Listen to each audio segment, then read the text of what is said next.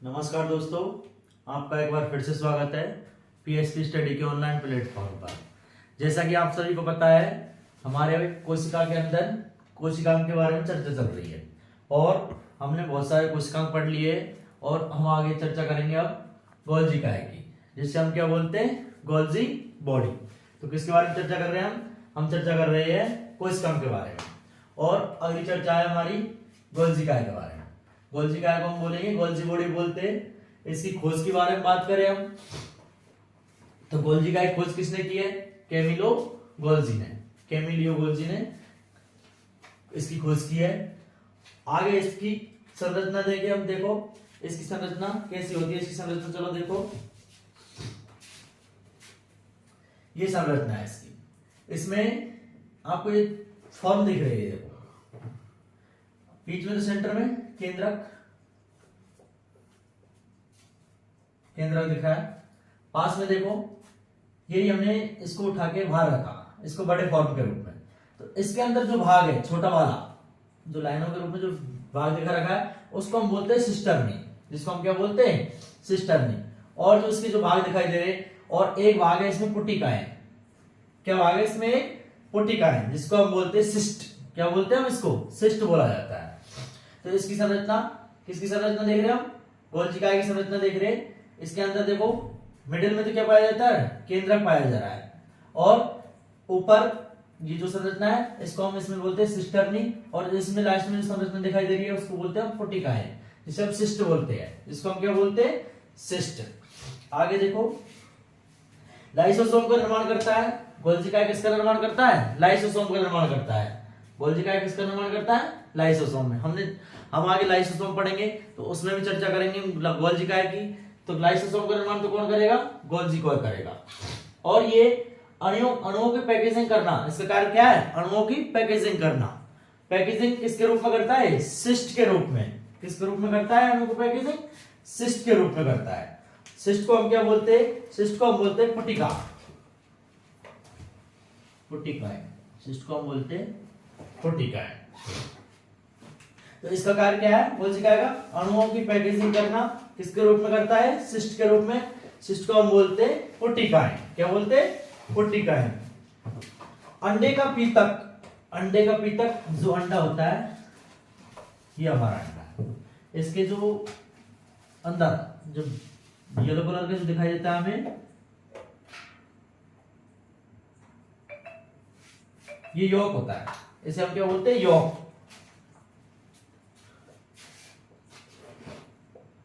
जिसको बोलते हैं पीतक, यॉक। इसका निर्माण किसके द्वारा होता है? इसका निर्माण भी गोल्जी काय के द्वारा ही किया जाता है। इसका निर्माण भी किसके द्वारा किया जाता है? गोल्जी बॉडी के द्वारा।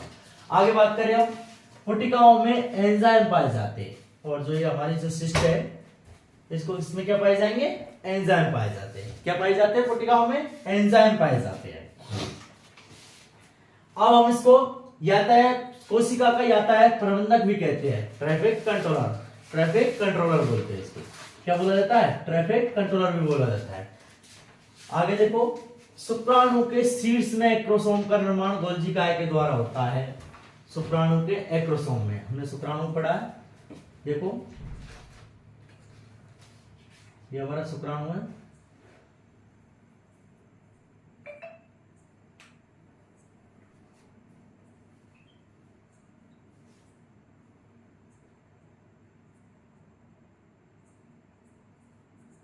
ये हमारा शुक्राणु है।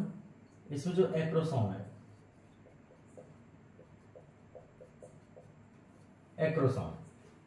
शुक्राणु के एक्रोसोम भाग का निर्माण किसके द्वारा किया जाता है? गोल्जी काय के द्वारा किया जाता है। यहां तक हमने देखा। एक बार फिर से रिवाइज कर लेते हैं। इसमें सिस्टर्नी और पुटिकाएं पाई जाती है। पुटिकाएं क्या होती है? सिस्ट। क्या होती है पुटिकाएं? सिस्ट होती है पुटिकाएं।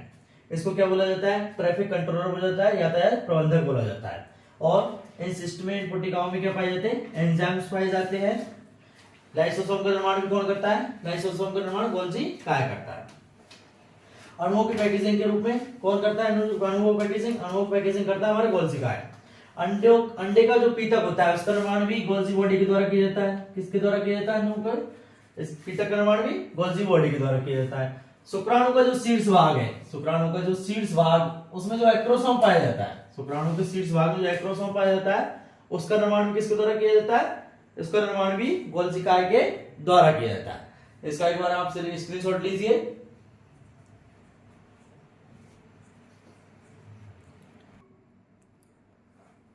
हाँ, तो आपने स्क्रीनशॉट ले लिया होगा।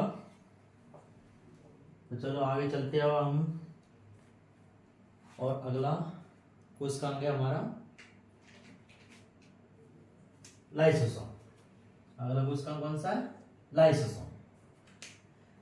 इसकी बात करें हम खोज की, तो खोज किसने की इसकी? इसकी खोज की थी डी ड्यूबे। किसने की थी? डी ड्यूबे।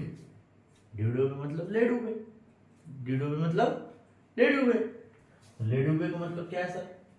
ले ड्यूबे का मतलब है, इसको हम आत्मघाती थैली कहते हैं। क्या कहते हैं इसको? हम आत्मघाती थैली बोला जाता है। इसलिए इसकी खोज किसने की है? डी ड्यूबे द्वारा की गई इसकी खोज। लाइटिक, हम बात करें लाइसोसोम की।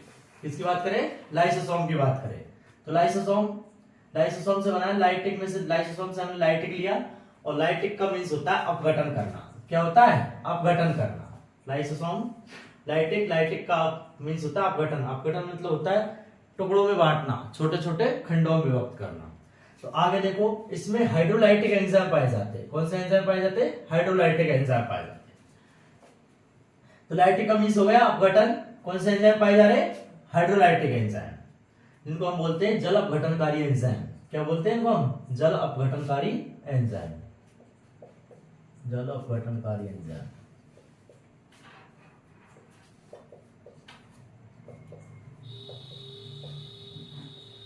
जल अपघटनकारी एंजाइम बोला जाता है। हाइड्रोलाइटिक एंजाइम क्या बोला जाता है? जल अपघटनकारी एंजाइम। निर्माण हमने आपसे पहले चर्चा की है। किसके द्वारा किया जाता है लाइसोसोम का निर्माण? लाइसोसोम का निर्माण किया जाता है गोल्जी काय के द्वारा। हमने गोल्जी काय पढ़ा था, तब भी हमने बात करी थी लाइसोसोम की। तो इसके निर्माण किसके द्वारा किया जाता है? लाइसोसोम का गोल्जी काय के द्वारा। आगे देखो, इसमें अपघटनी एंजाइम पाए जाते हैं। इसमें क्या पाए जाते हैं? अपघटनी एंजाइम पाए जाते हैं। कोशिका का जीवन चक्र पूर्ण हो जाने पर ये लाइसोसोम फट जाते हैं। कोशिका का जीवन चक्र पूर्ण हो जाने पर ये लाइसोसोम फट जाते हैं तथा संपूर्ण कोशिका का क्या कर देते हैं? पायचन कर देते हैं। तो आगे देखो, इसका मतलब क्या है?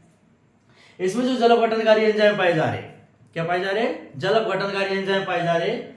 उसमें होता क्या है? जो जल अपघटनकारी एंजाइम है, उसमें कोशिका का जो चक्र चल रहा है, कोशिका जो चक्र चलता है उसमें वो संपूर्ण हो जाता है। मतलब कंप्लीट जब चक्र पूर्ण हो जाता है, तो कंप्लीट चक्र होने के बाद ये जो लाइसोसोम है ये फट जाते हैं। ये क्या हो जाते हैं? फट जाते हैं। और पूरी जो कोशिका है उसका क्या कर देते हैं? उसका संपूर्ण कोशिका का क्या कर देते हैं? पाचन कर देते हैं। क्या कर देते हैं? संपूर्ण कोशिका का पाचन कर देते हैं। और संपूर्ण कोशिका का पाचन करने के कारण ही हम इसको क्या बोलते हैं? आत्मघाती थैली बोला जाता है। क्या बोला जाता है? आत्मघाती थैली। आत्मघाती थैली क्यों बोला जा रहा है? क्योंकि ये क्या कर रहे हैं? संपूर्ण कोशिका का पाचन कर रहे हैं। क्या कर रहे हैं? संपूर्ण कोशिका का पाचन। ऐसा नहीं है कि हमेशा ही इसको आत्मघाती थैली बोलेंगे, नहीं, कभी कभार ये संपूर्ण कोशिका का पाचन करती है। उसको इसलिए क्या बोल रहे हैं हम? आत्मघाती थैली बोला जा रहा है। आगे बात करें हम कोशिका में अंतःकोशिकीय पाचन। कोशिका में अंतःकोशिकीय पाचन भी लाइसोसोम के द्वारा होता है। किसके द्वारा होता है? लाइसोसोम के द्वारा होता है। इंट्रासेलुलर डाइजेशन, इंट्रासेलुलर डाइजेशन किसके द्वारा होता है? लाइसोसोम के द्वारा होता है। किसके अंदर? लाइसोसोम के द्वारा कोशिका के अंदर। अब आगे बात करें हम अगले कोशिकांग की, तो अगला कोशिकांग कौन सा है? अगला कोशिकांग है राइबोसोम। कौन सा कोशिकांग है अगला कोशिकांग है राइबोसोम। तो राइबोसोम खोज की बात करें हम, तो राइबोसोम की खोज किसने की है? पेलाडे ने। राइबोसोम की खोज किसके द्वारा की गई है? पेलाडे के द्वारा। किसके द्वारा की गई राइबोसोम खोज? पेलाडे के द्वारा राइबोसोम की खोज की गई। आगे देखो, कोशिका द्रव्य। कोशिका द्रव्य को हम क्या बोलते हैं? साइटोप्लाज्म बोला जाता है। कोशिका द्रव्य को क्या बोला जाता है? साइटोप्लाज्म। तो राइबोसोम कोशिका द्रव्य में पाए जाते हैं। आरईआर की सतह पर चिपके होते हैं। किसकी पर? आरईआर हमने पहले ही पढ़ा है। आरईआर क्या है? Endoplasmic reticulum. क्या है? Endoplasmic reticulum. इसको बोलते हैं हम रफ एंडोप्लाज्मिक रेटिकुलर। खुरदरी अंतःप्रद्रवी जालिका। तो ये खुरदरी अंतःप्रद्रवी जालिका के ऊपर भी क्या पाए जाते हैं, राइबोसोम पाए जाते हैं। और राइबोसोम खुरदरी अंतःप्रद्रवी जालिका के ऊपर राइबोसोम पाए जाने के कारण इसको हम खुरदरी बोलते हैं। और दूसरी होती है चिकनी अंतःप्रद्रवी जालिका, जिसपे क्या नहीं पाए जाते, जिसकी सतह पर राइबोसोम नहीं पाए जाते हैं, इसलिए उसको क्या बोला जाता है, चिकनी अंतःप्रद्रवी जालिका बोला जाता है। और कहां पाए जाते हैं, ये लवक में पाए जाते हैं। राइबोसोम कहां पाए जाएंगे, लवक में भी, एवं माइटोकॉन्ड्रिया में पाए जाएंगे। राइबोसोम किस में पाए जाएंगे, माइटोकॉन्ड्रिया में पाए जाएंगे। तो किस किस में पाए जा रहे, कोशिका द्रव साइटोप्लाज्म में पाए जा रहे, आरईआर में, आरईआर की सतह पर चिपके होते हैं, आरईआर की सतह पर चिपके होते हैं खुरदरी अंतःप्रद्रवी जालिका में। और लवक में पाए जाते हैं, माइटोकॉन्ड्रिया में क्या पाए जाते हैं, राइबोसोम पाए जाते हैं। बात करें हम आगे, राइबोसोम का मुख्य कार्य क्या होता है, राइबोसोम का मुख्य कार्य होता है प्रोटीन संश्लेषण। राइबोसोम का मुख्य कार्य क्या है, प्रोटीन का संश्लेषण करना होता है। तो राइबोसोम का मुख्य कार्य क्या है, राइबोसोम का मुख्य कार्य है प्रोटीन का संश्लेषण करना। आगे बात करें हम राइबोसोम की, तो राइबोसोम के दो प्रकार होते हैं। राइबोसोम के कितने प्रकार होते हैं, हमने पहले ही पढ़ा है राइबोसोम, पहले पढ़ रखा है राइबोसोम कि राइबोसोम दो प्रकार के होते हैं, 70S और 80S। कौन कौन से होते हैं, 70S और 80S। अब 70S और 80S बात करें हम, तो 70S पहले में 70S और दूसरा है 80S। तो इस S का मतलब क्या है, S का मतलब है, जो S दे रखा है इसका S का मतलब श्वेत वर्ग, श्वेत वर्ग, इसको हम इकाई कहते हैं। इसकी राइबोसोम की इकाई क्या है, श्वेत वर्ग बोला जाता है। इसका मतलब है, S का मतलब है श्वेत वर्ग। तो दो प्रकार के राइबोसोम हो गए, एक तो 70S, दूसरा 80S। आगे देखो, इसके 70S और 80S, S से क्या मतलब है, S से मतलब है श्वेत वर्ग, जो इसकी इकाई कहलाती है। इसका स्क्रीनशॉट लीजिए।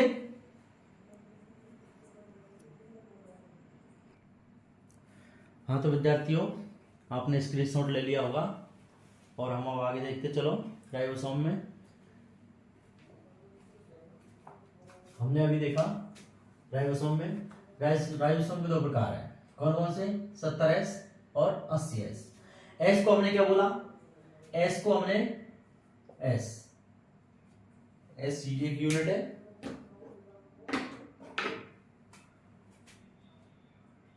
श्वेत वर्ग इकाई बोला जाता है। क्या बोला जाता है, श्वेत वर्ग इकाई बोला जाता है। तो राइबोसोम के कितने प्रकार हो गए, राइबोसोम के टू टाइप हो गए, 70S 80S। S से मतलब क्या है, श्वेत वर्ग इकाई, क्या बोला जाता है इसको, श्वेत वर्ग इकाई बोला जाता है। राइबोसोम की इकाई की पूछे तो हम, राइबोसोम की इकाई क्या हो जाएगी, श्वेत वर्ग कहलाती है। तो अब देखो हम 70S और 80S। 70S को डबल पार्टों में विभक्त किया हुआ है, 50 + 30। तो सर ये तो 80 हो गए, 50 + 30 तो 80 हो गया। हाँ मुझे पता है 80 हो रहा है, लेकिन इसको ऐसे ही डिवाइड कर रखा है, 50 + 30 दो भागों में डिवाइड कर रखा है इसको, 50S और 80S के रूप में। इसका टोटल क्या होता है, 70S। ऐसे ही 80S को ऐसे डिवाइड किया हुआ है, 60S + 40S। तो ये टोटल तो 100 हो रहा है, लेकिन हमने डिवाइड नहीं किया है, हमारी तरफ से कोई डिवाइड थोड़ी ना है, ये ऑलरेडी ऐसा ही इसको डिवाइड किया हुआ है। 70S को किया हुआ है 50S + 30S और 80S को किया हुआ है 60 + 40S। तो दो प्रकार के राइबोसोम, 70S और 80S। अब हम बात करें कि 70S किस में पाया जाता है, 80S किस में पाया जाता है। ये चीज हमने जब प्रोकैरियोटिक सेल्स और यूकैरियोटिक सेल्स की जब चर्चा की थी, हमने शुरुआत में जब सेल्स चालू की थी तब भी हमने पढ़ा था प्रोकैरियोटिक सेल और यूकैरियोटिक सेल। प्रोकैरियोटिक सेल के बारे में पढ़ा था, यूकैरियोटिक सेल के बारे में पढ़ा था। प्रोकैरियोटिक सेल में कौन सा राइबोसोम पाया जाता है, यूकैरियोटिक सेल में कौन सा राइबोसोम पाया जाता है। इन दोनों राइबोसोम के बारे में चर्चा पहले भी कर चुके हैं, और एक बार फिर से एक बार और देख लेते हैं हम, चलो इसको। तो प्रोकैरियोटिक सेल्स में 70 प्रकार का राइबोसोम पाया जाता है। प्रोकैरियोटिक सेल में कौन सा पाया जाएगा, 70S प्रकार का। और यूकैरियोटिक सेल में पाया जाएगा 80S प्रकार का राइबोसोम। तो इसको देखो, तो यूकैरियोटिक सेल में कौन सा पाया जा रहा है, यूकैरियोटिक सेल में तो पाया जा रहा है 80S प्रकार का राइबोसोम। और प्रोकैरियोटिक सेल में कौन सा पाया जा रहा है, प्रोकैरियोटिक सेल में पाया जा रहा है 70S प्रकार का राइबोसोम। अब बात करें हम निर्माण की इसके की, तो इसका निर्माण कहां पर हो रहा है? इसका निर्माण हो रहा है केंद्रिका के अंदर। इसका निर्माण किसमें होता है? केंद्रिका में। झिल्ली रहित कोशिकांग, इसको क्या बोला जाता है? इसके चलो अलग अलग नाम दे रखे। पहला तो इसको बोला जाता है झिल्ली रहित कोशिकांग। इसमें क्या है? इसका मतलब क्या है? इसमें झिल्ली नहीं पाई जाती। दूसरा, इसको सबसे छोटा कोशिकांग भी बोला जाता है। क्या बोला जाता है? सबसे छोटा कोशिकांग भी बोला जाता है। तीसरा, प्रोटीन की फैक्ट्री बोला जाता है इसे। तीसरा क्या बोला जाता है? प्रोटीन की फैक्ट्री बोला जाता है। तो पहला झिल्ली रहित कोशिकांग बोला जाता है किसको? राइबोसोम को। सबसे छोटा कोशिकांग राइबोसोम, प्रोटीन की फैक्ट्री राइबोसोम। तो ये हमारी सारी चर्चा राइबोसोम के बारे में थी। राइबोसोम के बारे में एक बार फिर से देख लीजिए। राइबोसोम के दो प्रकार है, 70S, 80S। एस से मतलब श्वेत वर्ग, इसकी इकाई है क्या है? ये श्वेत वर्ग इकाई बोला जाता है। 70S को डबल पार्ट में विभक्त किया हुआ है, 50 + 30, 50 और 30। ऐसे 80 को भी दो भागों में विभक्त किया हुआ है, 60 + 40, 60 + 40। प्रोकैरियोटिक सेल में 70S प्रकार के राइबोसोम है और यूकैरियोटिक सेल में 80S प्रकार के राइबोसोम है। एक और बात करें हम, जो स्तनधारी है, जो स्तनधारी है, तो स्तनधारियों के माइटोकॉन्ड्रिया में, स्तनधारियों के माइटोकॉन्ड्रिया में, यहां ले देता हूं मैं,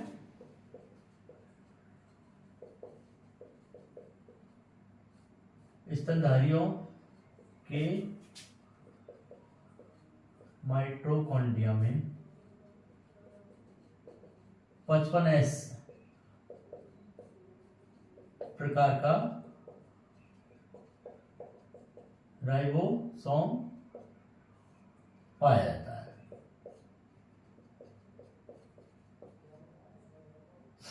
तो स्तनधारियों के माइटोकॉन्ड्रिया में क्या पाया जाएगा? स्तनधारियों के माइटोकॉन्ड्रिया में पाया जाएगा 55S प्रकार का राइबोसोम। तो ये किसके बारे में चर्चा की थी हमने? राइबोसोम के बारे में चर्चा की। अब आगे देखो, हम अगला पढ़ेंगे रिक्तिका, जिसे हम बोलते हैं वैक्यूल। क्या बोलते हैं? वैक्यूल। तो रिक्तिका के बारे में देखो अब थोड़ी सी चर्चा।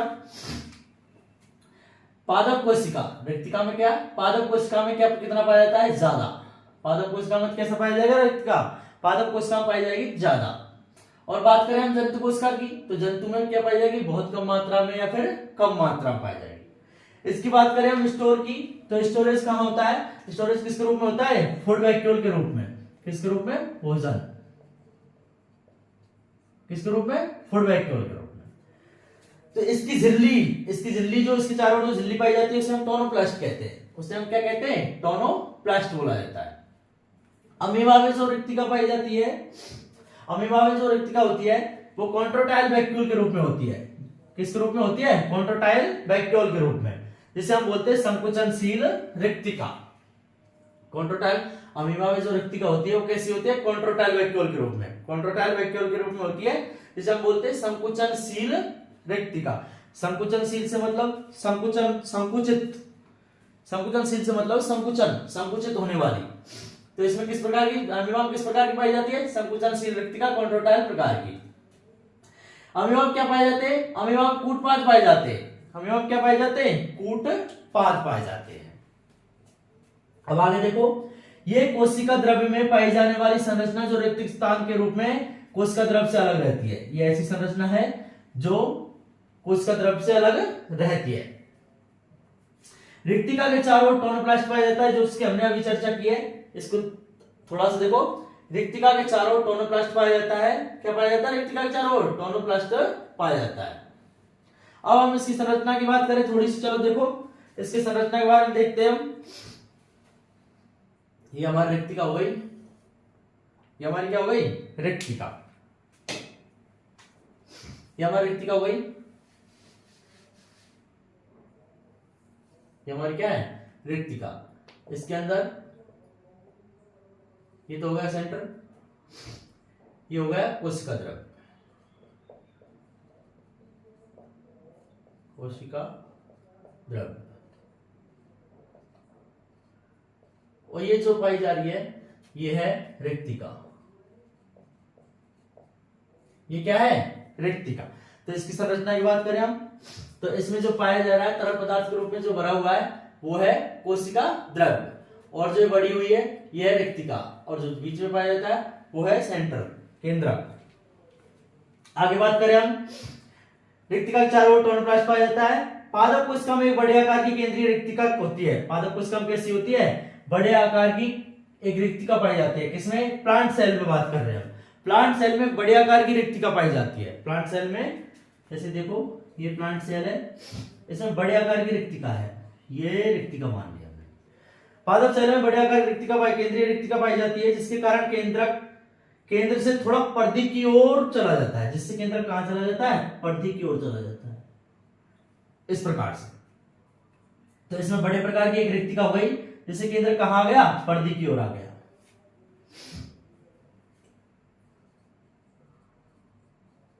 जिससे केंद्र कहां चला गया?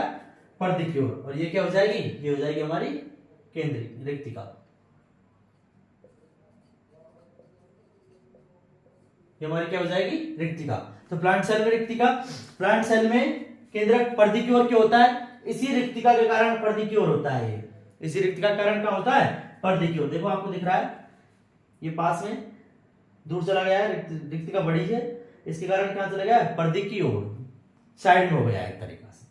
तो ये हमने रिक्तिका की बात की। दोबारा से एक बार फिर से रिवाइज कर लो थोड़ा सा। पादप कोशिका में कैसे पाई जाती है? ज्यादा। जंतु कोशिका में मिल जाए कब आपको। स्टोरेज की बात करें हम, तो स्टोरेज फूड वैक्यूल के रूप में, झिल्ली के रूप में क्या पाई जाती है? टोनोप्लास्ट। अमीबा में कॉन्ट्रोटैल प्रकार की, कॉन्ट्रोटैल वैक्यूल प्रकार की रिक्तिका होगी, और इसमें अमीबा में क्या पाए जाते हैं? कूट पाद पाए जाते हैं। क्या पाए जाते हैं? कूट पाद पाए जाते हैं। और पादप कोशिका में बड़े आकार केंद्रीय रिक्तिका होती है, जिसके कारण केंद्र से कहां चला जाता है? केंद्र से परिधि की ओर चला जाता है। तो दोस्तों आज हमने राइबोसोम रिक्तिका और कोशिकाओं के बारे में चर्चा की, और बाकी चर्चा हम कल करेंगे। तो दोस्तों जय हिंद, जय भारत।